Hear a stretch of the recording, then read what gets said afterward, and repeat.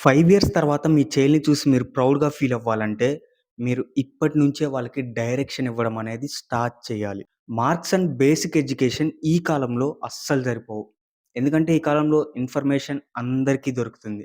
AI answers ఇస్తుంది. Tools మన కోసం వర్క్ చేస్తున్నాయి. ఇప్పుడు వాల్యూ ఎక్కడ ఉంటుందంటే థింకింగ్‌లో, క్రియేటివిటీలో అలానే టూల్స్‌ని ఎలా యూజ్ చేస్తున్నారు అనే దాంట్లో ఉంటుంది.